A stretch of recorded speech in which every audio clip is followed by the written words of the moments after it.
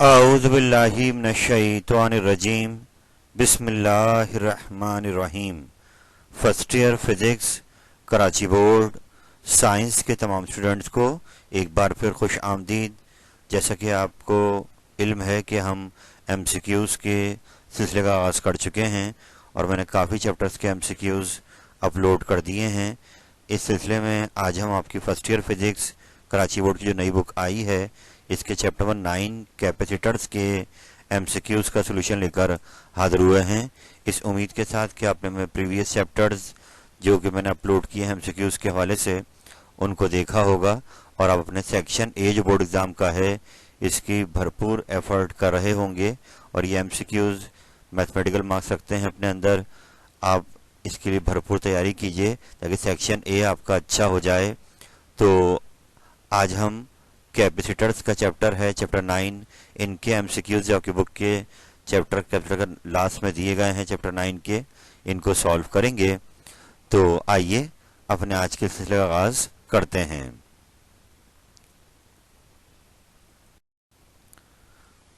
बेटे ये chapter number 9 का पहला एमसीक्यू आपके सामने आ गया है। आइए इसको आराम से पढ़ते हैं। क्वेश्चन क्या कह रहा है?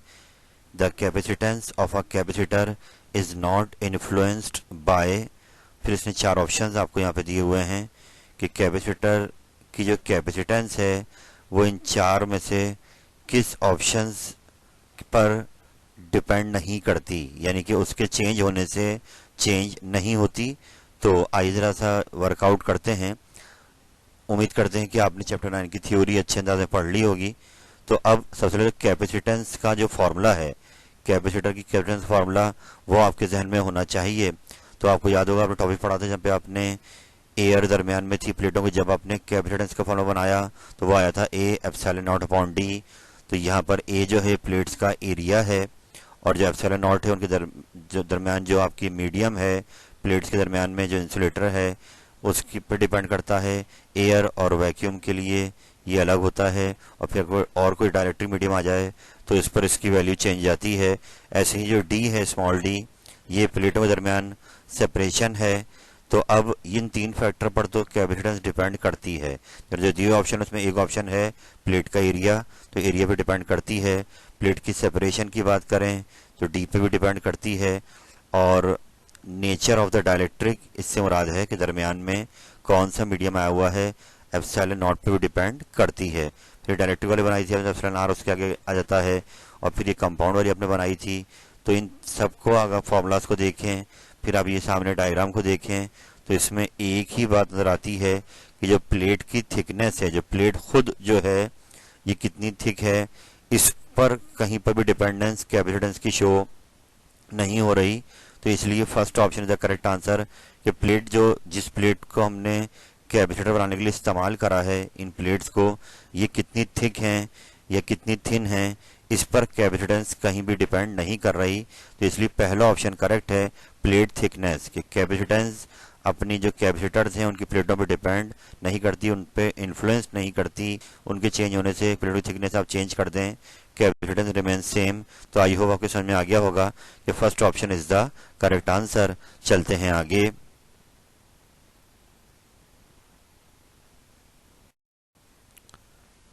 चैप्टर 9 का सेकंड एमसीक्यू आपके सामने आ गया है। आइए मिलके इसको देख लेते हैं कि what is the value of capacitance of a capacitor which has a voltage of 4 volt and has a 16 coulomb of charge. यानी कि हमें कैपेसिटर ने जो चार्ज स्टोर करा वो भी दिया हुआ है और जो उसको बैटरी प्रोवाइड की गई वो भी दी हुई है उसकी ईएमएफ। हमें ये बताना है कि वो कितनी कैपेसिटेंस उस कैपेसिटर की होगी जो इतना चार्ज स्टोर कर सकता है। तो थ्योरी में आपने फॉर्मूला पढ़ा है Q equal to C V. यहाँ सी जो है इसकी कैपेसिटेंस है, वी वोल्टेज है और Q चार्ज है। तो अब यहाँ पे कैपेसिटेंस आपसे मांगी जा रही है तो इसको सी के लिए अरेंज करेंगे तो Q अपॉन वी। तो ऊपर Q आ गया 16, नीचे वोल्टेज का 4 आ गया, 4 वोल्ट, 16/4 कैंसिल हो गया, 4 फैरेड। ये सेकंड ऑप्शन आपको दिया हुआ है, इसलिए सेकंड ऑप्शन करेक्ट है। आई होप ये आपको आसान लगा होगा। चलते हैं आगे।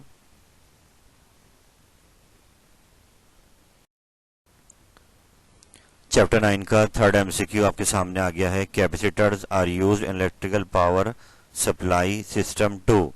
ये जो इलेक्ट्रिक पावर बिजली की ट्रांसमिशन होती है उसमें कैपेसिटर को यूज़ किया जाता है। नीचे 4 ऑप्शन आपको दिए हुए हैं कि सवाल ये है किस लिए कैपेसिटर को इस्तेमाल ज़्यादा होता है। तो पहला है इम्प्रूव पावर फैक्टर, और फिर ऐसा अगला reduce line current, provide voltage stability. तो रिड्यूस लाइन करंट, तो ये लाइन करंट को रिड्यूस करने से इसका ताल्लुक नहीं है। प्रोवाइड वोल्टेज स्टेबिलिटी, इससे भी इसका ताल्लुक कैपेसिटर का नहीं है। तो ऑल ऑफ दीज भी नहीं हो सकता।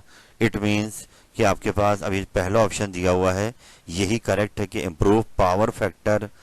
वजह उसकी ये है कि कैपेसिटर जो है आपको स्टेबिलिटी देता है पावर फैक्टर के अंदर, यानी कि जो जब ये ट्रांसमिशन हो रही होती है इस मौके पर कैपेसिटर जो है आपके पावर को बेहतर अंदाज में ट्रांसमिट होने के लिए हेल्प करता है।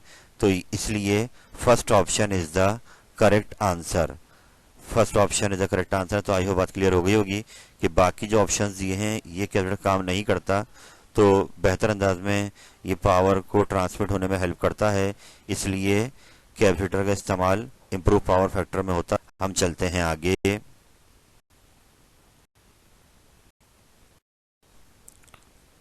बेटे चैप्टर 9 का अगला एमसीक्यू सामने आ गया है। एक टर्म यूज की जा रही है variable capacitor. Capacitance can be varied by, यानी कि ये कैपेसिटर की टाइप है वेरिएबल कैपेसिटर। उसमें पूछा जा रहा है कि उसकी कैपेसिटेंस को हम कैसे वेरिड करते हैं, वेरिएशन लाते हैं, कम ज़्यादा कैपेसिटेंस कैसे कर सकते हैं। नीचे उन्होंने दिए हुए हैं इसके 4 options. Turning the rotatable plates in और out, changing the plates, sliding the rotatable plates, change the material of the plates. तो यहाँ पर इसका तारुफ ज़रूरी है कि वेरिएबल कैपेसिटर क्या होता है। ये सामने डायग्राम आप देखिए कि इसमें इस तरीके से प्लेट्स लगी होती हैं, कुछ प्लेट फिक्स होती हैं, कुछ प्लेट्स मूवेबल हैं। तो अब ये प्लेट जो मूवेबल हैं जब ये मूव होती हैं तो इससे इसकी कैपेसिटेंस चेंज होती है। वजह उसकी है कि प्लेट जब मूव होती हैं जो एरिया है कैपेसिटर का वो चेंज होता है, और कैपेसिटर डिपेंड करती है अपने एरिया पर प्लेट्स के। तो इसलिए यहाँ पर हम ये कह सकते हैं कि जो रोटेटेबल प्लेट्स इन और आउट मूव होती हैं, इसी से जो है आप ये देखिए यहाँ पॉइंट लिखा हुआ भी है कि this type is use for fast tuning, for tuning most radio. जी यहाँ पर इन्होंने एक जगह पे मेंशन किया है कि एरिया जो है अप डाउन हो जाता है, इस वजह से जो है हम यहाँ पर कह सकते हैं कि आपकी कैपेसिटेंस वेरी कर जाती है जब हम जो क्या करते हैं इसको रोटेट करते हैं। तो मैकेनिकली कंट्रोल कर इन प्लेट्स को जब घुमाया जाता है, इन और आउट रोटेट किया जाता है, तो इससे इसकी कैपेसिटेंस क्या हो जाती है, चेंज जाती है।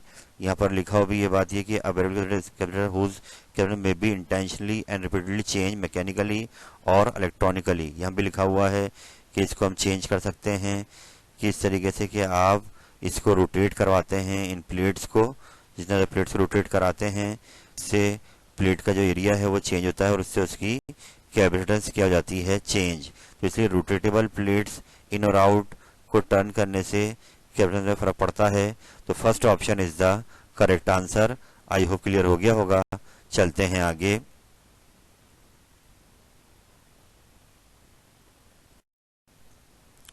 चैप्टर 9 का 5वां एमसीक्यू आपके सामने आ गया है। बहुत आसान से टॉपिक आपने थ्योरी में पढ़ा है इस चैप्टर के अंदर कि energy stored in the capacitor कितनी होती है। तो इसका फॉर्मूला पढ़ चुके हैं कि ये दोनों फॉर्म में आ सकता है। चार्ज की फॉर्म में अगर हो तो half Q V charge into voltage, और इसी को अगर आप कैपेसिटेंस की फॉर्म में देखेंगे तो क्यू सी वी होता है, तो हाफ सी वी स्क्वायर। तो इसलिए सेकंड ऑप्शन आपका करेक्ट है कि एनर्जी स्टोर्ड इन कैपेसिटर किसके इक्वल है, हाफ सी वी स्क्वायर के इक्वल है, जहाँ पे सी क्या होती है कैपेसिटेंस और वी क्या होता है उसका वोल्टेज। तो second option is the correct answer. I hope बात समझ में आगे भी। चलते हैं आगे।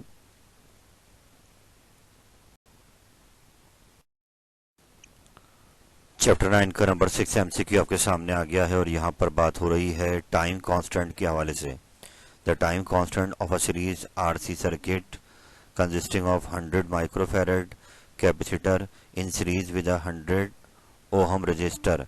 मैं आपको याद दिलाऊं कि एक टॉपिक है इस चैप्टर 9 के अंदर जिसमें आपने charging of a capacitor and discharging of a capacitor, उसमें आपने एक फार्मूला भी पढ़ा है कि टाइम के साथ साथ जो चार्ज स्टोर होता है कैपेसिटर के अंदर वो एक फार्मूला फॉलो करता है। तो वहाँ पर ये टर्म आपने सुनी है टाइम कांस्टेंट।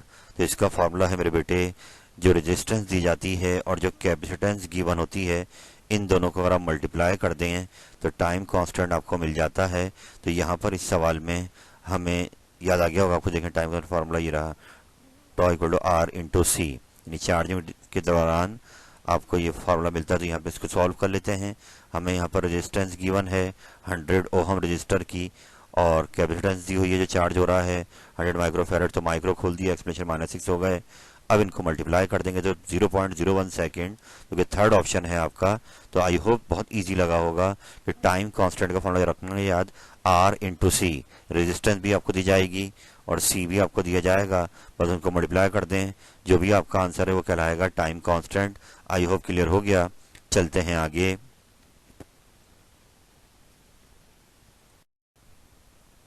चैप्टर 9 का 7वां एमसीक्यू नंबर 7 आपके सामने आ गया है। The charging of a capacitor through a resistance follows. यह सवाल किया जा रहा है कि जब हम चार्जिंग करते हैं कैपेसिटर की तो वो एक पैटर्न फॉलो करती है, जो पीछे भी आपने देखा भी था कि आप देख सकते हैं सामने की, चाहे चार्जिंग हो या डिस्चार्जिंग हो, तो ये कर्व आप देख रहे हैं ये कहलाती है एक्सपोनेंशियल कर्व।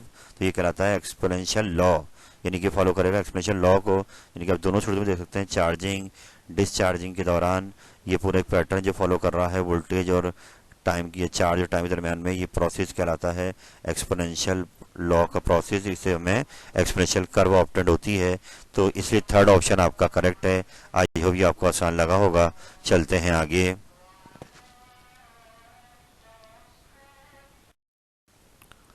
फिर अगला सवाल आपके सामने आ गया है चैप्टर 9 के नंबर 8 एमसीक्यू। आइए इसको देख लेते हैं। सवाल में क्या कहा जा रहा है कि when the total charge in a capacitor is doubled, ये जो चार्ज कैपेसिटर स्टोर कर रहा है, अगर वो डबल चार्ज स्टोर कर ले अपने अंदर, तो जो उसकी एनर्जी है, जो टोटल एनर्जी है जो उसमें स्टोर्ड हो गई है, वो अब कितनी हो जाएगी। तो बहुत ही आसान सा एमसीक्यू, एनर्जी का एक एमसीक्यू पहले भी आया था पीछे, आप देख सकते हैं फॉर्मूला कि इन टर्म ऑफ चार्ज ये है हाफ क्यू वी।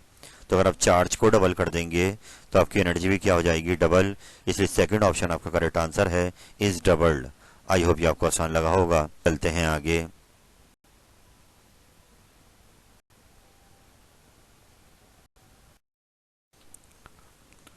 फिर चैप्टर 9 का अगला एमसीक्यू आपके सामने आ गया है, जिसमें कहा जा रहा है कि कैपेसिटर सी है जिसको हम चार्ज कर रहे हैं through a resistor R, time constant of the charging circuit is given by. तो पीछे ही हमने करा था सवाल, आपको याद आ गया होगा कि टाइम कांस्टेंट का फॉर्मूला आपने देखा था वहां पर आर इंटू सी के बराबर है।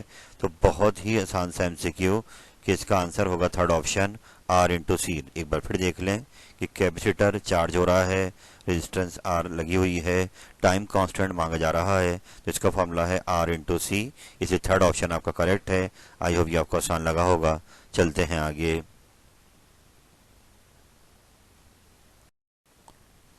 फिर चैप्टर नंबर 9 का 10 एमसीक्यू आपके सामने आ गया है। कैपेसिटर के हवाले से पूछा जा रहा है कि कैपेसिटर ब्लॉक करता है कौन से करंट को, ऑल्टरनेटिंग करंट को या डायरेक्ट करंट को या दोनों को या किसी को भी नहीं। तो बेटा इसका बहुत आसान सवाल जवाब है कि कैपेसिटर काम करता है ऑल्टरनेटिंग करंट पर, ये डायरेक्ट करंट पे काम नहीं करेगा।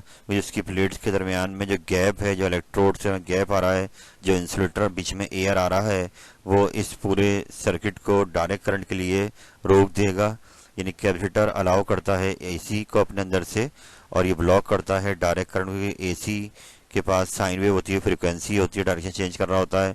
डीसी आपकी डायरेक्शन चेंज नहीं होती, एक ही प्लेन पे जा रहा होता है। तो इसलिए यहाँ पर ये बात ध्यान में रखिए अपने कि एसी को ये अलाउ करता है, यानी डीसी को ये ब्लॉक कर देता है।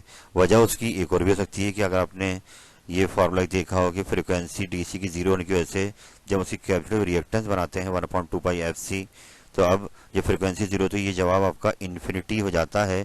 तो इसलिए ऐसी रेजिस्टेंस हमें नहीं मिल पाएगी जो इनफाइनाइट हो। तो यूं डायरेक्ट करंट आपका पास नहीं हो पाएगा कैपेसिटर से, और एसी जो है आपका वर्क कर जाता है। तो इसलिए डायरेक्ट करंट ब्लॉक करेगा कैपेसिटर। तो इसका करेक्ट आंसर सेकंड ऑप्शन है।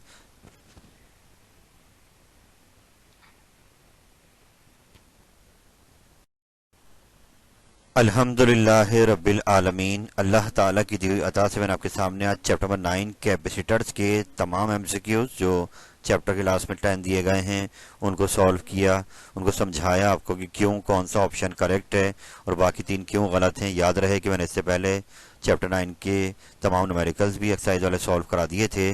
तो कोशिश यही है कि हम तमाम जितनी बुक आपको दी गई है फिजिक्स की, फर्स्ट ईयर फिजिक्स की नई बुक, इसके तमाम चैप्टर्स के एमसीक्यूज को अपलोड करें और आप उनको बारी बारी देखें, रिफ्रेश करें और अपना सेक्शन ए शानदार अंदाज में प्रिपेयर करें ताकि एग्ज़ाम में मैथमेटिकल मार्क्स आपके प्रॉपरली सिक्योर हो जाएं, तैयार हो जाएं। तो इस उम्मीद के साथ कि ये पैकेज आपके लिए बहुत कारआमद साबित होगा। अल्लाह ताला आपका हमें नासिर हो। फ़ी अमानिल्लाह। अल्लाह हाफिज़।